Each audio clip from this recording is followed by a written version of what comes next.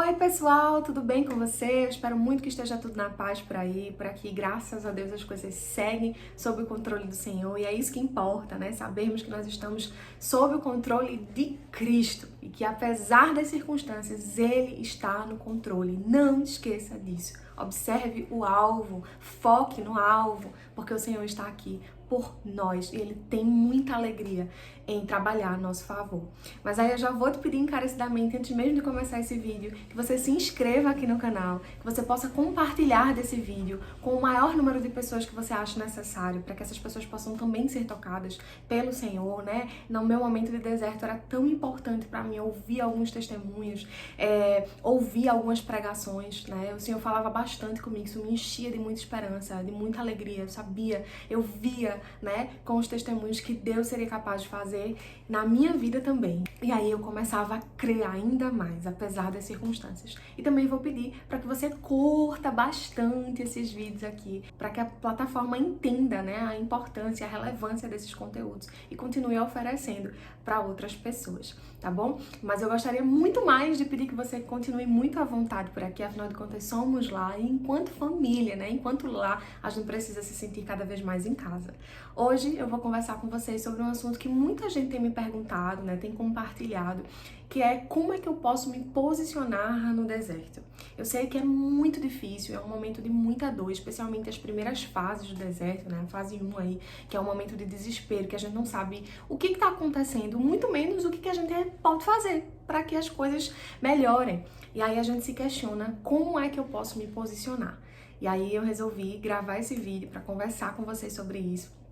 E fiquem super à vontade para compartilhar e continuarem compartilhando comigo aí os testemunhos de vocês, as fases que vocês estão enfrentando. Saibam mais uma vez, e eu quero enfatizar aqui que eu continuo orando muito pelas vidas de vocês e eu tenho certeza de que vocês vão voltar aqui para contar os testemunhos de vocês. Nisso eu creio, tá bom? Mas aí, antes de a gente começar, a gente vai fundamentar, né, o conteúdo na palavra. Então eu queria que depois vocês abrissem aí a Bíblia de vocês, em casa, no momentinho de vocês, deixem que o Senhor falo com vocês também, de forma pessoal, lá em João, tá? No capítulo 5. E a gente vai ler aí a partir do verso 1 até o verso 8.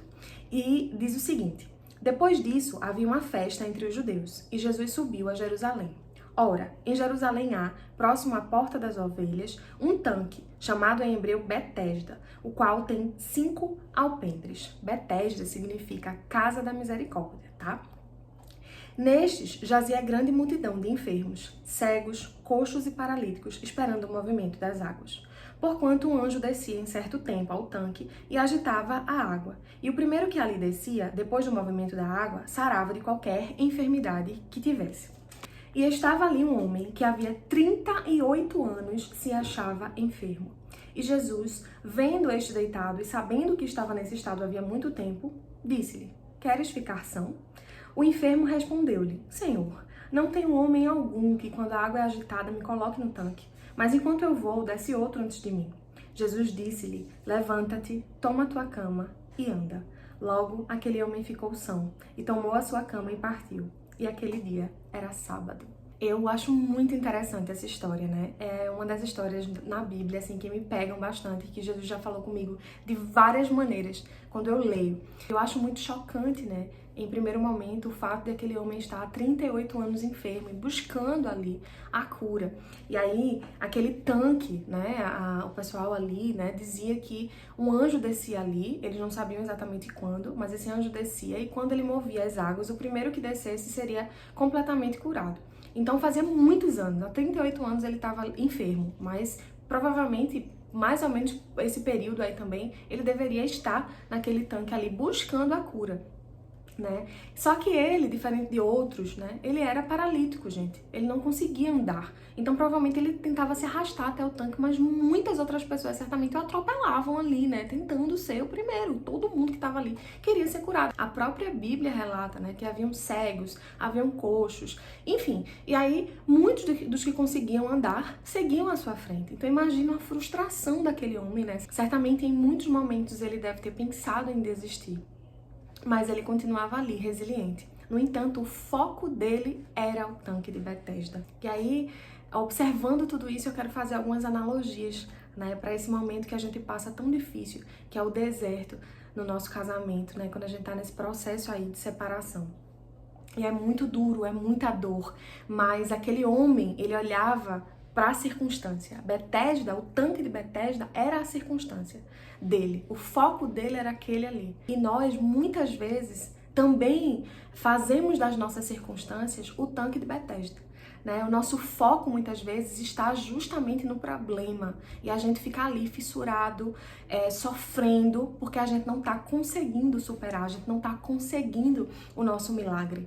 E é muito frustrante, é muito dolorido, porque por muitos momentos, no meu deserto, eu também olhei para as circunstâncias e fiz dela o meu tanque de Betesda. As circunstâncias diziam que não dava mais, e eu comecei a crer nisso, e comecei a me desesperar, isso me fazia sofrer. As circunstâncias queriam me dizer o tempo inteiro que meu marido estava bem, que ele estava em outra, porque ele estava melhor agora, que a outra pessoa que ele estava certamente tinha muitos melhores atributos do que eu, né, e que eu precisava encarar isso. E que não teria volta, porque ele disse várias vezes, e algumas vezes olhando no meu olho, que não me queria mais, isso me doía muito. Mas aí eu fazia de tudo isso o meu tanque de Betesda. E eu esquecia que havia um Jesus que estava se aproximando de mim, querendo que eu o enxergasse, querendo que o foco fosse ele, porque ele seria capaz de curar toda aquela situação e de reverter aquele quadro que eu estava vivendo. Então eu sei o quanto é duro esse processo de a gente não saber o que fazer. A gente só querer viver o milagre realmente, seja lá como ele tiver que vir. A gente só quer muitas vezes arrancar todo o sentimento tão ruim que a gente sente de dentro do nosso coração. Mas a gente precisa entender que assim como com aquele homem, Jesus já nos escolheu. Jesus passou ali no meio de todos aqueles e foi diretamente no seu propósito. Ele poderia simplesmente curar todo mundo no mesmo momento, mas ele foi fazer aquilo que ele precisava e ele foi encontrar aquele homem e mostrar para aquele homem que ele é Deus e que o foco é ele. Não adianta, a circunstância pode dizer o que for. Ele estava ali há tanto tempo esperando, né, daquele jeito, com aquele foco ali em outra situação, que ele fosse curado. Mas Jesus o encontrou um dia e reverteu a situação daquele homem. E assim ele fará nas nossas vidas e ele continuará fazendo, porque ele se alegra, né, em trabalhar a nosso favor. Então, em primeiro lugar, durante esse processo, né, de deserto que você está passando, se posicione. Não focando no tanque de Betesda. Não foque nas circunstâncias, porque elas vão querer te parar, elas vão querer te cegar, vão querer dizer pra você o tempo inteiro que é pra você desistir. Foque no alvo, foque no Senhor e naquilo que Ele vai fazer na sua vida. Em segundo lugar, perceba Jesus se aproximando. Perceba que Jesus quer um relacionamento com você, e aí eu já entro no terceiro lugar. Queira esse relacionamento com o Senhor. Né? Ele sabe que você quer ser curado, ele sabe que você quer a restauração do seu casamento, ele sabe que você quer que essa dor passe, ele sabe muito disso, mas ele quer que você professe, ele quer que você fale, ele quer gerar um relacionamento com você, tá? E aí, em quarto lugar, você vai ver o milagre acontecer. Mas deixe que Jesus trabalhe. Não se humilhe, gente. Eu sei que é muito difícil a gente ficar ali se perguntando qual é a oportunidade que a gente tem. A gente quer, né, falar, não faz isso, por favor, o que está acontecendo? Mas não se humilhem diante de ninguém, né? Se humilhem apenas diante do Senhor, realmente. Tranque seu quarto, feche a porta do seu quarto, se ajoelhe ali na sua cama e ore, e grite e fale de verdade para o Senhor o que é que você está sentindo. Gere esse relacionamento com Ele, né? Mas não se humilhe. Muitas vezes a gente passa, né? A gente se deixa passar por essas humilhações com o nosso cônjuge, que não são o ideal, tá? Se ele quer ir, se ela quer ir, então tá bom, deixa que ele vá, deixa que ela vá, deixa que aquilo que você não pode fazer, o Senhor vai fazer. Você não pode simplesmente trancar o seu cônjuge em casa e impedir que ele viva a vida que ele escolheu viver nesse momento. Pode? Não. Se a gente pudesse fazer isso, a gente faria, né? Se fosse saudável, a gente faria, mas a gente não pode fazer isso. São escolhas, e eles fazem as escolhas deles, né? Sem pensar muitas vezes nas consequências. As escolhas deles nos geram muita dor, justamente porque nós somos um só em Cristo. Nós casamos, né? Nós construímos uma família, então vai gerar uma dor assim que é indescritível. Somente quem passa sabe.